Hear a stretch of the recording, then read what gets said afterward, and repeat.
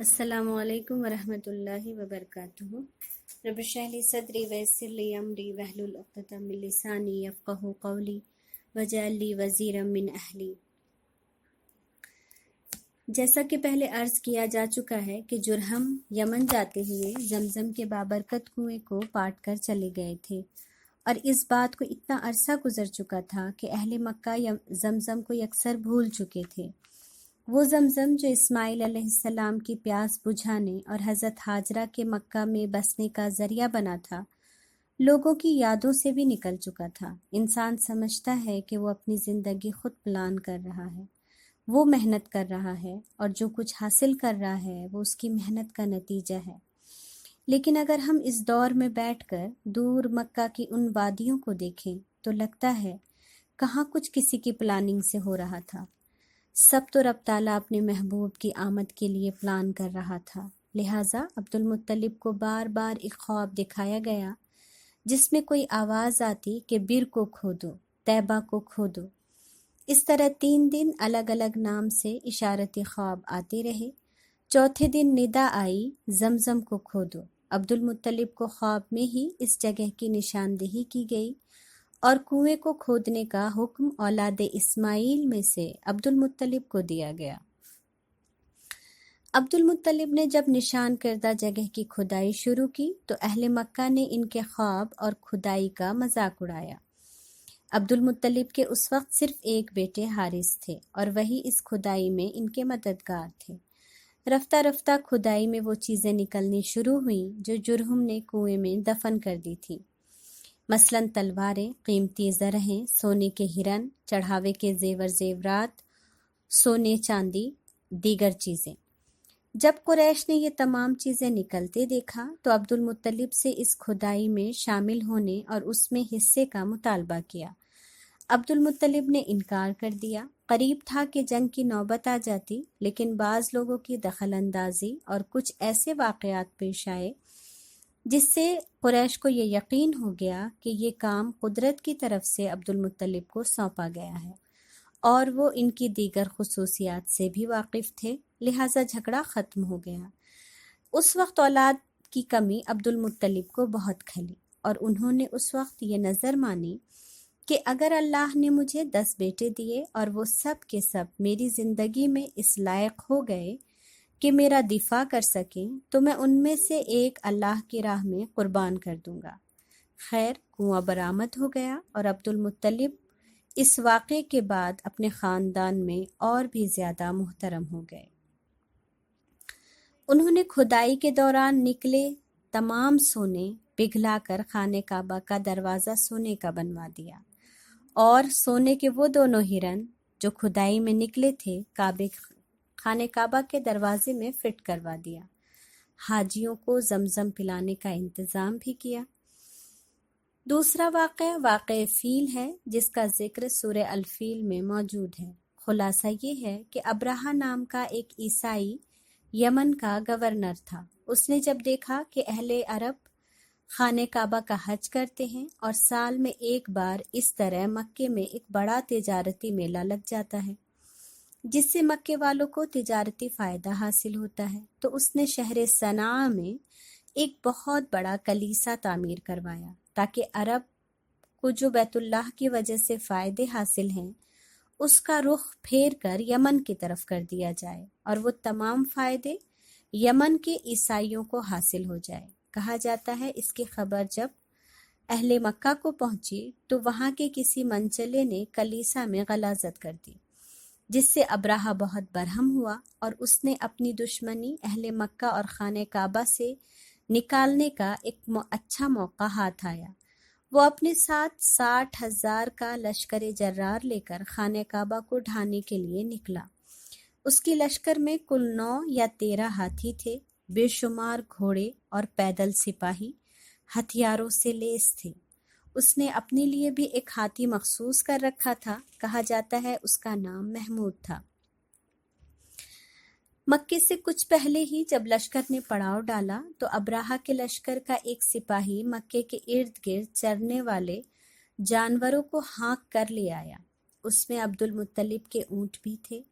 عبد المطلب کو جب اس بات کی اطلاع ہوئی تو وہ اپنا مال واپس لینے ابرہہ کے پاس جا پہنچے۔ ابرہہ اس وقت اپنے خیمے میں آرام کر رہا تھا۔ کہا جاتا ہے جب عبد المطلب اس کے خیمے میں داخل ہوئے تو وہ اپنے مسند سے ان کی شخصیت کے رعب اور بردباری کی وجہ سے اتر آیا اور بات کی۔ جب عبد المطلب نے کہا کہ میں اپنے اونٹ واپس لینے آیا ہوں تو ابرہہ استہزائیہ ہنسی ہنسا اور اس نے کہا، اے سردار، مجھے لگا تھا تم مجھ سے اپنے مقدس گھر کو نہ گرانے کی منت کرو گے، لیکن تم نے تو بہت چھوٹی بات کی۔ عبد المطلب کا سادگی بھرا جواب تاریخ نے محفوظ کر لیا۔ بغیر کسی روب، دبدبے اور غیر ضروری عنایت کو اپناتے ہوئے انہوں نے سادگی سے کہا کہ میرے اونٹوں کا مالک میں ہوں، لہٰذا ان کی حفاظت کی ذمہ داری میری ہے۔ اس گھر کا جو مالک ہے وہ خود اس گھر کی حفاظت کر لے گا۔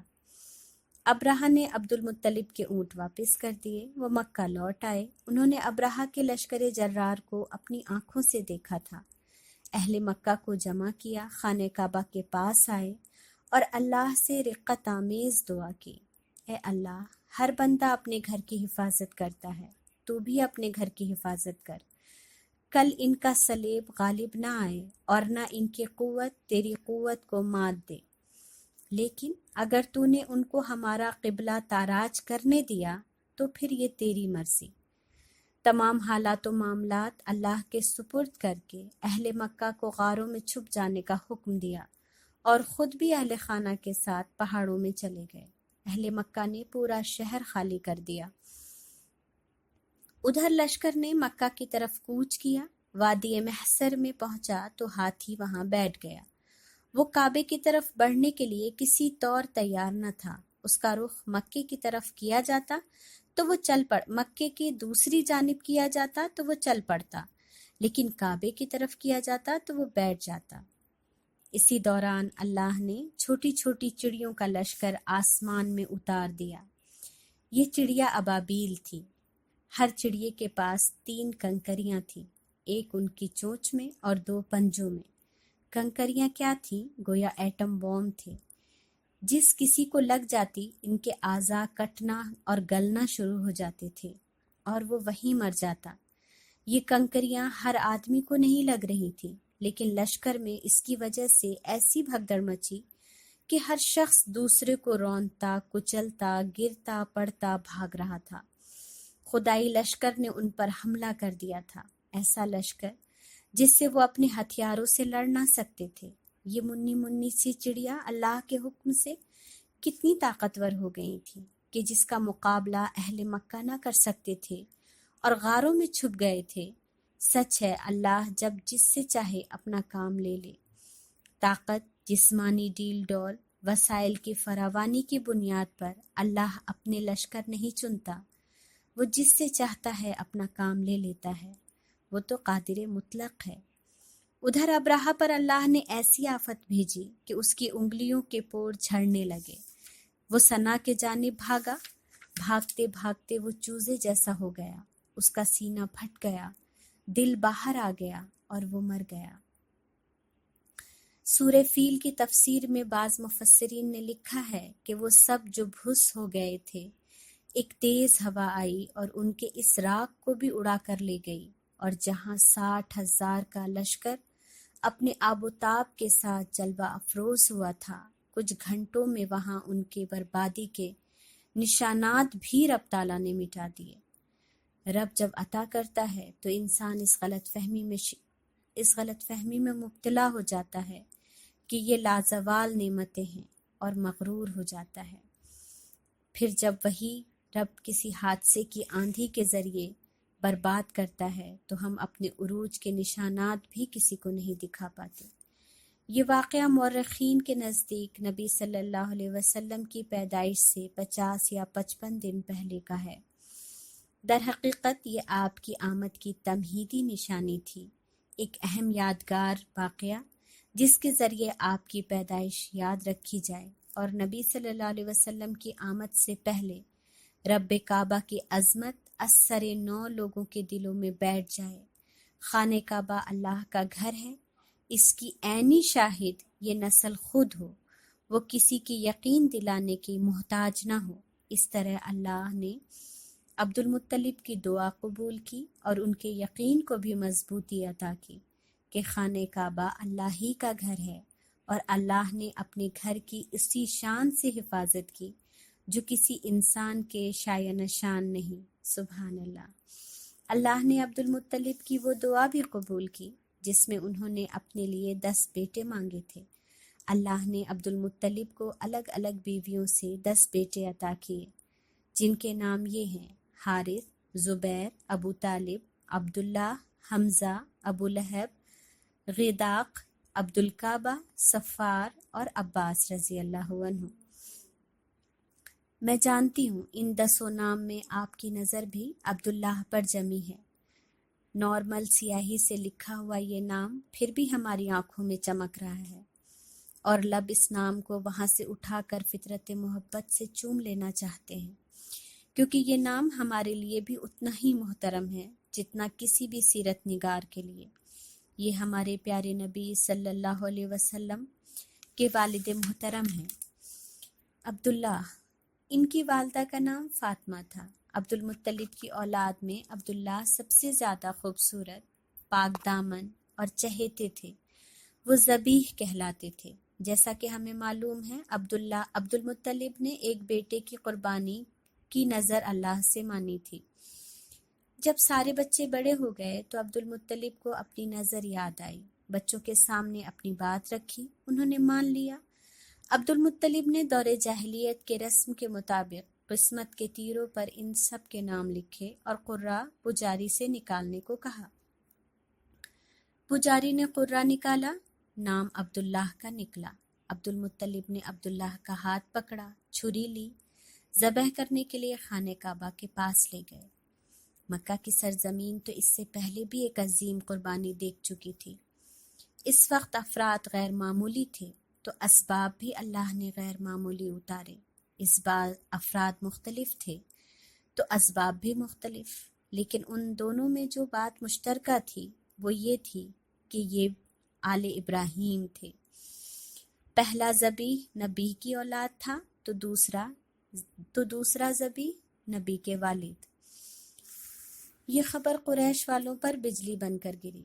قریش اور عبداللہ کے ننیحال والے عبد المطلب کے آڑے آ گئے کہ وہ عبداللہ کو ذبح نہ کرنے دیں گے۔ عبد المطلب نے کہا، پھر میری نظر کیسے پوری ہوگی؟ انہوں نے مشورہ دیا، کسی عرافہ سے اس کا حل تلاش کرتے ہیں۔ عرافہ نے کہا، عبداللہ اور 10 اونٹوں کے درمیان قرہ اندازی کریں۔ اگر عبداللہ کے نام کا قرہ نکلے تو مزید 10 اونٹ بڑھا دیں۔ اس طرح اونٹ بڑھاتے جائیں یہاں تک کہ اللہ راضی ہو جائے اور قرہ اونٹوں کے نام کا نکل آئے۔ عبد المطلب نے ایسا ہی کیا۔ جب گنتی بڑھاتے بڑھاتے 100 اونٹ تک پہنچ گئے، پھر قرہ اونٹوں کے نام نکلا۔